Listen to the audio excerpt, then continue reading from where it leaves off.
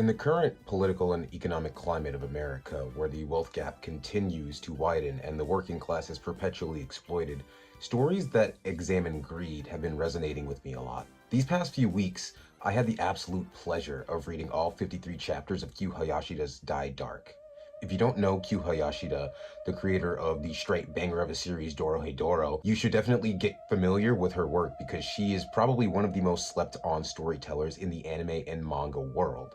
I remember watching the first season of Lighthead Order and having a great time, although Die Dark is a much more slow burner overall. Die Dark has pretty much everything that you would expect from the creator of a series as batshit insane as Lighthead Order. There's absurd comedy, goofy characters, mystery, intrigue, brutal violence, and some beautifully grotesque imagery throughout. What truly sets it apart is its world and world building. Hayashida's a master of drip-feeding information about the world to us, never showing her full hand and keeping the reader curious about how this world functions.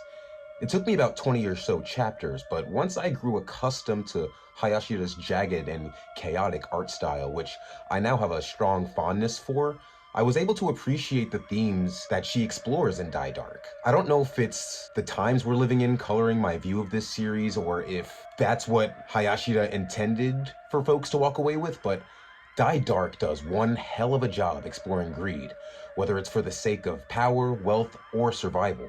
In this universe, your bones are worth more than your life.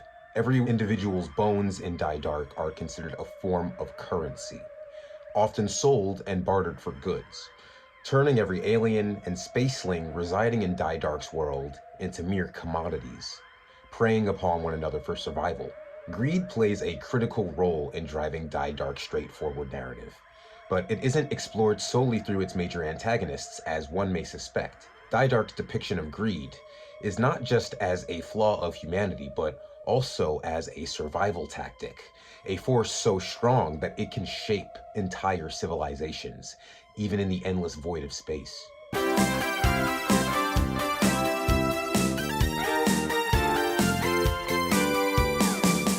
Utility. The series follows Zaha Sanko, a 14-year-old boy cursed with bones that grant any wish to whoever possesses them. His life is a constant struggle. Greed looms as an ever-present existential threat, as Sanko is seen not as a child, but as a resource to be exploited. The world around him, its people, its institutions, they view him as little more than a tool to be used for personal gain. This is a heartbreaking reflection of our own world, where individuals are often valued not for their humanity, but for what they can provide for one another. In a hyper-capitalistic society, people are treated as commodities, whether as tools for profit by corporations or as assets that can be controlled by powerful entities. What makes Sanko's plight even more tragic and absurd is that, despite being the key to ultimate power, constantly hunted and forced to kill countless spacelings in order to survive, he's actually a chill, goofy guy. His humanity feels all the more poignant in a world that wants to destroy him. I find that very relatable, even though, Sanko isn't black or anything. Sanko's caretaker, Avakian, is his Paggy. In the world of Die Dark, Paggies are essential for life in space, and Avakian is one of the few sentient Paggies introduced in the story. While Sanko treats Avakian like family, at the end of the day, he is simply just a means to an end, a tool. Damemaru is much like Sanko in that he is hunted for his worth in a universe driven by greed. With regenerative capabilities that make him practically immortal and amnesia from dying and being resurrected countless times, Damemaru has lost his sense of identity. Rather than seeking connection like Sanko does, he has embraced his role as an outlier, detached and driven primarily by self-preservation.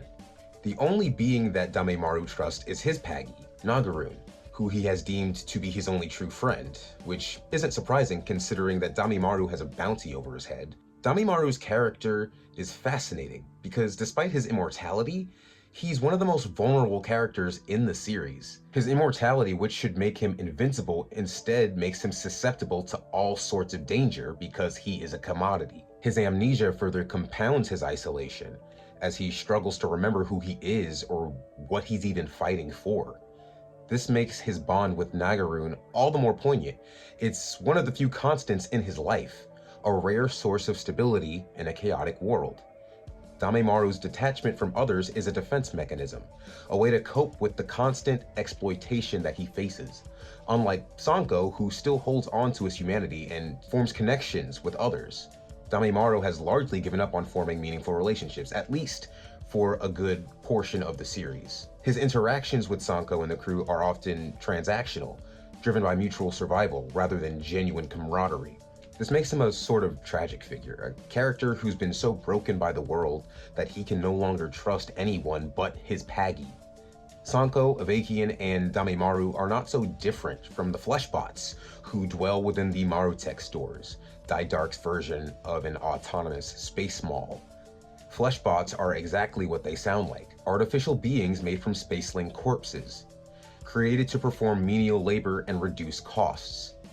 They are a chilling reflection of real-world industries that treat workers as disposable, highlighting the deep-seated exploitation and profit-driven systems. These beings serve until they are no longer useful, just like the workers in sweatshops or factories. Whether you're a fully autonomous spaceling or a fleshbot, you're reduced to a mere tool by both the ruling class and the impoverished. In Dark, there is little difference between being a living, breathing entity or an artificial construct, because both are valued only for their utility.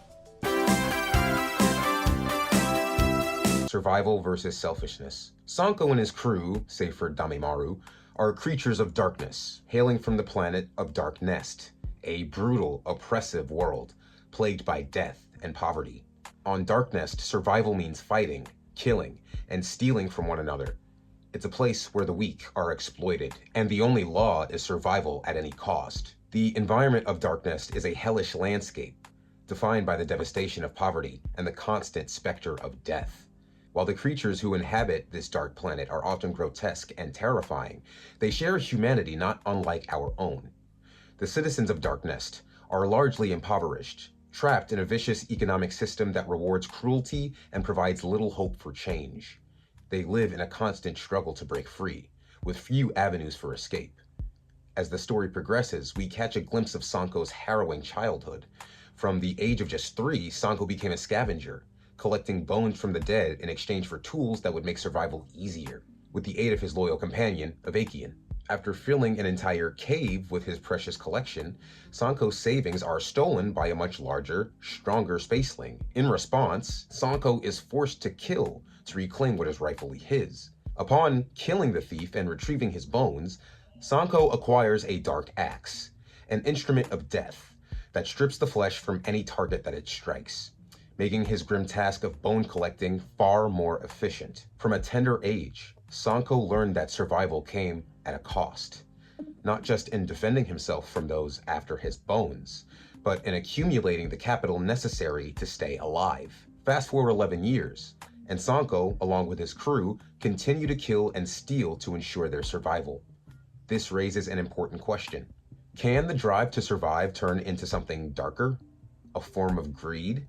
The story doesn't offer simple answers, but through its characters and their motivations, it strongly suggests that the endeavor of survival in a chaotic world can quickly escalate into a never-ending quest for power and resources. Sound familiar? Sanko's motives are often simple. He kills to protect himself and to gather capital for his survival. But some of his crew members complicate this narrative. Avakian, Sanko's lifelong companion, is fiercely loyal, but not without his own brand of greed. Avakian genuinely cares for Sanko, but his willingness to stay with him isn't entirely selfless. Early in the story, Avakian reveals that if Sanko dies, he will also die, suggesting a deeper unexplored connection between them. Avakian also derives purpose from their partnership. For what is a machine without an operator? His brand of greed, though subtle, lies in his desire for purpose. Shimada Death, by contrast, kills for sustenance. The flesh of death, the souls of the departed, is the only thing that sustains her. Operating largely on instinct, much like a wild animal driven by biological needs, she is ruthless and self-serving. Her insatiable hunger and lack of empathy often put Sanko and his crew in peril. Early on, it becomes clear that her presence in the group is purely opportunistic. She travels with Sanko because his killings provide a convenient source of food for her. Though there are moments that hint at a deeper connection between the two, their relationship still remains primarily one of mutual benefit rather than genuine affection, at least for now. In stark contrast to the dark and grim reality of Dark Nest and its inhabitants, the Lighthead Order represents a self-proclaimed beacon of hope through a distorted and dangerous lens. The Order is composed of individuals who believe in transcending the power and purity of light, viewing themselves as superior beings chosen for their capacity to transcend the power of darkness. Though their motives are unclear at this point in the story, the Lighthead Order's practices are pretty much what you would expect from any typical mega cult. There's intense mental conditioning, sketchy rituals, ideologies that only help to affirm their perceived sense of importance. What makes the Lightheads feel so true to life and so fucking hateable is their paradoxical view of the universe. They believe that salvation from darkness is built on the acquisition of power and control, with the highest ranking members hoarding the most influence and resources. Individuals like Sanko and his crew are seen as inferior degenerates, little shits, who kill people, steal, and damage property, even though the Lighthead Order does the same shit. The Lighthead Order's own methods of survival and expansion, manipulation, control, and indoctrination act as a satire of the way in which many powerful institutions today claim to offer salvation while perpetuating the very systems of inequality and exploitation that they purport to oppose. While Sanko and his team are hardened survivors willing to go at any length to live, the Lightheads see themselves as the chosen few who have risen above the chaos of space and have the divine right to mold it however they see fit. They are not without their own brand of corruption, and their overzealous followers are often just as dangerous as the impoverished on Dark Nest.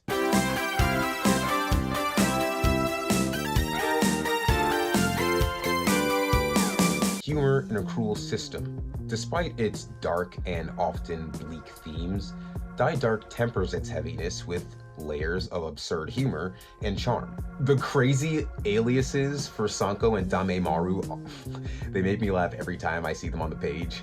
Meatball, Spaghetti, and Hellmaster. They both serve as perfect examples of the series' very offbeat sense of humor. Damemaru at 16 and Sanko at 14 are built like literal fucking tanks, which is just absolutely hilarious. It's also hilarious that the leader of the Lighthead Order is this dude named Big Sparkle. And his super soldier is called Magma Rhydon. Like, are these Pokemon names? I really fuck with the cooking tutorials. Very unexpected highlight, utterly random, yet somehow really fit into the chaotic world. Damemaru's constant, exaggerated deaths are also really fucking funny. They almost add like this cool slapstick element to the series. And amidst all the absurdity, there is like a lot of cuteness, okay? Moja, the spaceship, and Destruction, the spider, fucking adorable, just absolutely adorable. These characters in particular offer just a cuteness that really balances out the dark tone of the series, and they just make me fucking smile every time I see them. You know, I really like all of the gags and all of the cuteness. It really shows that, you know, even the most difficult, cruel worlds have light that shine through, and it's a reminder that laughter and joy are the most meaningful when juxtaposed with struggle. Conclusion. Die Dark is a profound exploration of the darkness that permeates capitalist systems, where survival often comes at the expense of one's humanity. It lays bare the greed and exploitation that defines both its fictional universe and our own world, offering a mirror through which we can reflect on the systems that shape our lives. It reminds us that light can be found even in the darkest corners of existence. The characters, despite living in a cruel system, are still finding ways to enjoy life and form deeper relationships, offering a sliver of hope amidst all the chaos. Through its wild, violent, and darkly humorous lens, Die Dark challenges us to see the absurdity of our own world's greed and ask whether our systems are really so distant from the cosmic dystopia that it portrays. And that's the video, y'all. Sorry this one took so long. I've been getting a lot of work since I got fired from my job, so this this one took a while. I'm not sure how often I'm going to be able to upload since my work schedule right now is really erratic, but I'm going to aim for monthly videos. I still have a lot that I want to talk about.